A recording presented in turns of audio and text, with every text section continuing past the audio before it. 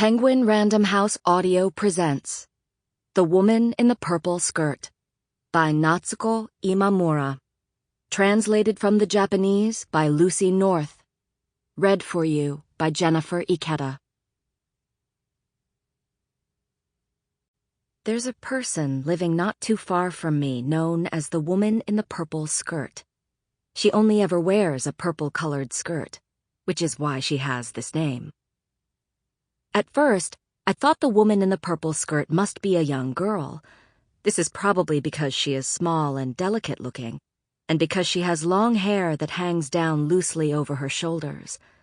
From a distance, you'd be forgiven for thinking she was about 13, but look carefully, from up close, and you see she's not young. Far from it. She has age spots on her cheeks, and that shoulder-length black hair is not glossy. It's quite dry and stiff. About once a week, the woman in the purple skirt goes to a bakery in the local shopping district and buys herself a little custard-filled cream bun. I always pretend to be taking my time deciding which pastries to buy, but in reality, I'm getting a good look at her. And as I watch, I think to myself, she reminds me of somebody. But who? There's even a bench, a special bench in the local park that's known as the Woman in the Purple Skirt's exclusively reserved seat. It's one of 3 benches on the park's south side, the farthest from the entrance. On certain days, I've seen the woman in the purple skirt purchase her cream bun from the bakery, walk through the shopping district, and head straight for the park. The time is just past 3 in the afternoon. The evergreen oaks that border the south side of the park provide shade for the exclusively reserved seat. The woman in the purple skirt sits down in the middle of the bench and proceeds to eat her cream bun, holding one hand cupped underneath it in case any of the custard filling spills onto her lap. After gazing for a second or two at the top of the bun, which is decorated with sliced almonds, she pops that too into her mouth, and proceeds to chew her last mouthful particularly slowly and lingeringly. As I watch her, I think to myself, I know. The woman in the purple skirt bears a resemblance to my sister. Of course, I am aware that she is not actually my sister. Their faces are totally different. But my sister was also one of those people who take their time with that last mouthful. Normally mild-mannered and happy to let me, the younger of the two of us, prevail in any of our sibling squabbles, my sister was a complete obsessive when it came to food. Her favorite was pudding, the caramel custard cups available at every supermarket and convenience store. After eating it, she would often stare for 10, even 20 minutes at the caramel sauce, just dipping the little plastic spoon into it. I remember once, unable to bear it, swiping the cup out of her hands. "Give it to me if you're not going to eat it!" The fight that ensued. Stuff pulled to the floor, furniture tipped over. I still have scars on my upper arms from her scratches, and I'm sure she still has the teeth marks I left on her thumb. It's been 20 years since my parents divorced and the family broke apart. I wonder where my sister is now and what she's doing. Here I am thinking she still loves pudding, but who knows? Things change, and she too has probably changed. If the woman in the purple skirt bears a resemblance to my sister, then maybe that means she is like me? No? But it's not as if we have nothing in common. For now, let's just say she's the woman in the purple skirt, and I'm the woman in the yellow cardigan. Unfortunately, no one knows or cares about the woman in the yellow cardigan. That's the difference between her and the woman in the purple skirt. When the woman in the yellow cardigan goes out walking in the shopping district, nobody pays the slightest bit of attention. But when the woman in the purple skirt goes out, it's impossible not to pay attention. Nobody could ignore her. Say if she were to appear at the other end of the arcade, everybody would immediately react, in one of 4 broad ways. Some people would pretend they hadn't seen her and carry on as before. Others would quickly move aside to give her room to pass. Some would pump their fists and look happy and hopeful.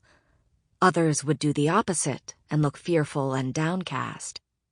It's one of the rules that 2 sightings in a single day means good luck, while 3 means bad luck. The most incredible thing about the woman in the purple skirt is that whatever reaction she gets from people around her, it makes absolutely no difference. She just continues on her way, maintaining that same steady pace, lightly, quickly, smoothly moving through the crowd. Strangely enough, even on weekends, at peak times when the streets are jam-packed with shoppers, she never walks into anyone or bumps into anything. She just walks swiftly on, unimpeded.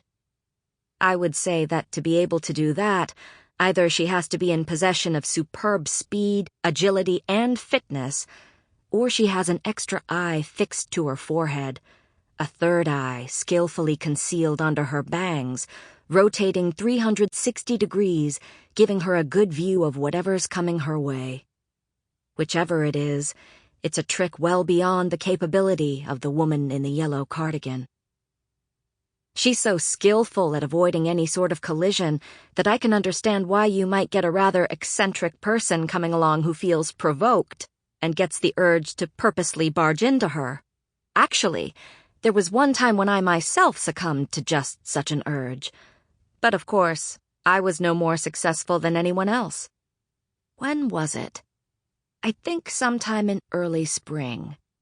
I pretended to be walking along innocently, minding my own business, and then, when the woman in the purple skirt was just a few feet ahead of me, I suddenly upped my speed and walked very fast toward her.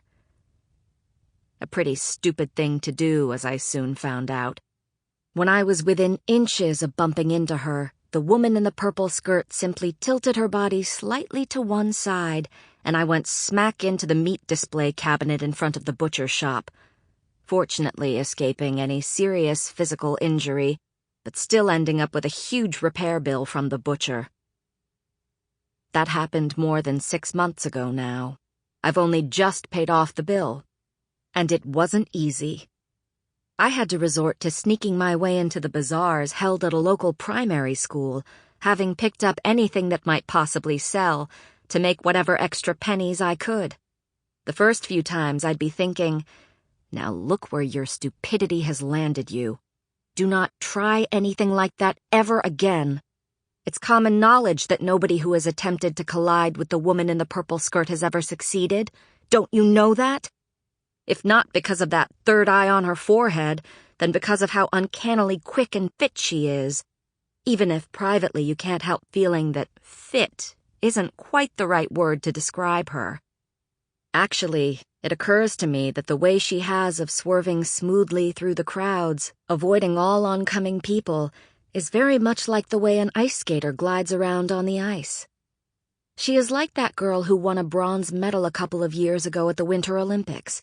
The one in a blue skating dress who spoke in that strange way, like a little old lady, and who retired from skating to go into television and was selected last year to be a presenter on children's TV. She was ranked #1 in the children's TV popularity rankings. Yes, that girl.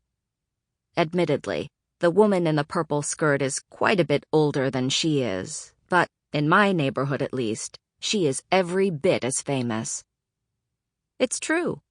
The woman in the purple skirt is a celebrity, in the eyes of everyone, children and adults. From time to time, TV camera crews come by this area to conduct interviews with people on the street. But rather than thrusting a microphone in the faces of housewives and interrogating them about their dinner plans or their opinions on the rising price of vegetables, they should occasionally direct questions at elderly people and children. Have you ever heard of the woman in the purple skirt? I'm sure nearly everyone would say, yes, of course.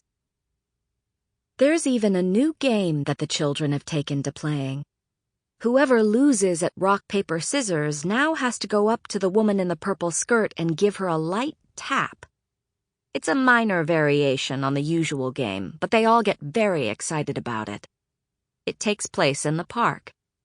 Any child who loses a round has to tiptoe up to the woman in the purple skirt. Sample complete. Ready to continue?